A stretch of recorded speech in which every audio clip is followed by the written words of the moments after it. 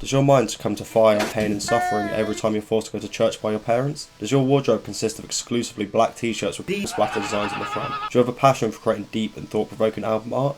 Well, black metal is the perfect genre for you. Black metal is a subgenre of heavy metal which focuses on the more extreme aspects of the genre. Common traits include heavy chainsaw-like distortion, extremely fast tempos, tremolo picking, and heinous recording equipment. Black metal vocalists often sound akin to the dying words of a war veteran that smoked 2 packs of the finest cigarettes a day for 60 years.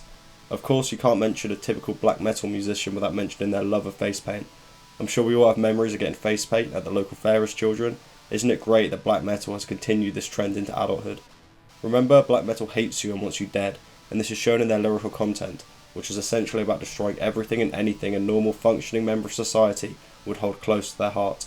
You may be asking yourself, how, where, when, and most importantly, why? Don't you worry, this will all be explained shortly. It's hard to mention the history of any metal genre without first mentioning Black Sabbath. Pretty much every subgenre of metal can be traced back to a Sabbath song, and although Sabbath never sounded as ugly and extreme as black metal practitioners, there's no denying that some influence is present, mainly through satanic themes that will be heavily featured in future black metal music. Black Sabbath, combined with the early punk speed and aggression, showed the world that you don't need connections, talent, or even fingers to be successful, directly influencing the creators of black metal, Venom. Venom would combine prominent Satanism, a fast pace, and an obsession with leather, stewing that all together in a little pot, creating their first album, Black Metal, in 1982. Although at the time Venom was seen by critics as nothing but a trio of buffoons, the aesthetic, style, and most importantly name of their early work would lay the groundwork for black metal. In 1983, Sweden's Bathory would suck up Venom's aesthetic and sound, adding elf bar vocals and a sense of atmosphere, really developing the actual sound of black metal. Other notable bands of this time include Hellhammer and Merciful Fate. This potential subgenre would be largely ignored by fans. I wonder why. More popular genres like thrash metal remained at the forefront of popularity and pushed black metal aside. Now, this is where things get weird, violent, and most importantly, very silly. If you aren't fully prepared for silly mode, exit this video right now. Mayhem would form out of Norway in 1984, originally just performing cover songs of Black Sabbath and Venom.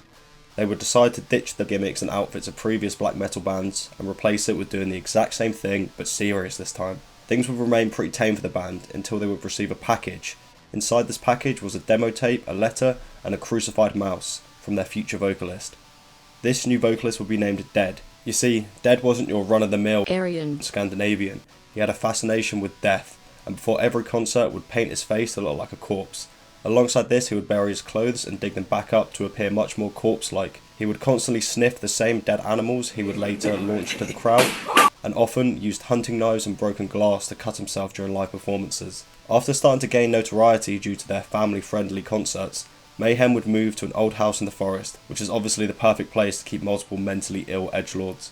I'm sure nothing could go wrong. Naturally, everything went wrong, and pretty immediately, Dead would have multiple fallings out with the founder of the band Euronymous, leading to multiple incidents between the two which often included a variety of weapons. All this nastiness would come to a boiling point in 1991 when Dead would commit self-deletion by explaining in his deletion note that he was not human and will soon wake up. Now you may be thinking to yourself, surely that's the end, the band will ditch the evil image and do the right thing and start a pretentious math rock band. Well, that's where you're incorrect.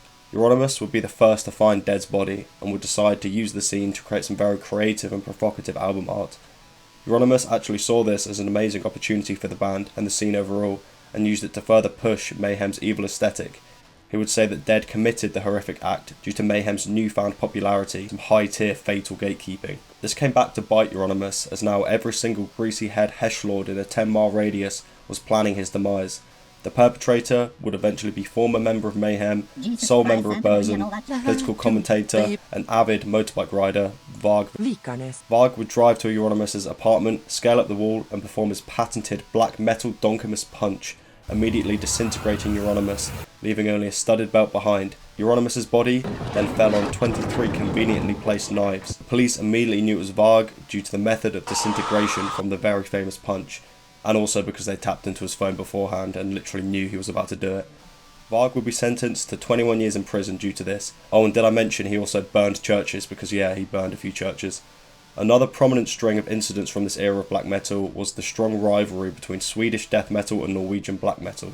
Black metal fans hated death metal, mainly because the genre focuses on evil for theatrics as opposed to black metal, who are often actually criminals. Street fights often broke out when death metal bands would tour Norway, and there was even an attempted firebomb at a Deicide show in Stockholm. I hate to let the theatrics outshine the music, even though in this case it absolutely does, so let's get back to the sound of this era of black metal. Here we go! Nope. This is one of those! This is one of those! Although the sounds of black metal are often anchored within a typical rock or metal structure, it remains consistently more disgusting. Guitars are typically fast and heavily distorted, with guitarists often opting for a tremolo picking style that is used to mainly craft repetitive riffs rather than lengthy solos. The singing style of the era is pretty much consistent throughout each of the bands.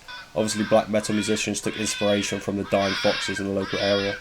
Other notable bands of this time period include Burzum, Darkthrone, Immortal and Emperor. With the second wave of black metal ending due to the arrests and deaths of many prominent members, a third wave and expansion was inevitable due to the infamy of events prior.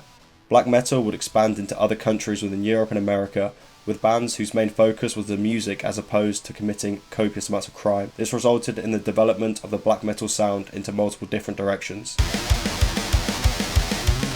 Depressive style of black metal took black metal and replaced the anti-Christian sentiment with themes of depression and suicide, hence the name.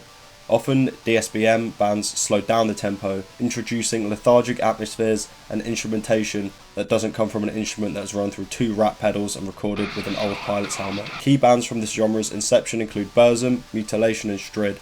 Leviathan are also worth checking out. Atmospheric black metal focuses on the more, you guessed it, atmospheric side of black metal, expanding upon the concept of slowly expanding riffs, ambient textures, and an unhealthy obsession with synthesizers. Obviously, the inspiration for these records is the snowy, isolated landscape that's part and parcel of living in Scandinavia. Atmospheric black metal is much like snow.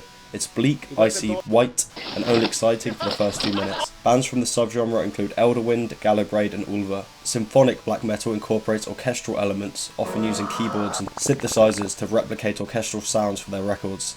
However, sometimes bands will actually perform live with large orchestras, just raising the question, what led a classically trained musician to this moment? Bands include Dimmuborgir and Balsagoth. Black gaze is a fusion of shoegaze and black metal and consists of some of the best music in the genre, unless you ask elitists. Black gaze fuses harsh instrumentation with the dreamy textures and melodic chords of shoegaze. This subgenre achieved a commercial success that was avoided by black metal for many years. Death Haven's record Sunbather featured more progressive and technical compositions, only to the anger of black metal purists, who usually enjoy their music with more crime than technical skill or talent.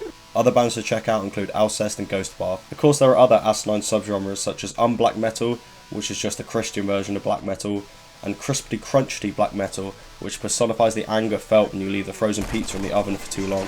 There's no genre quite like metal that manages to create a schizophrenic spiderweb of subgenres a femtosecond after anyone does anything slightly different or revolutionary. In the present day, black metal continues to be a prominent genre, and its influence remains prominent on many other genres of alternative music.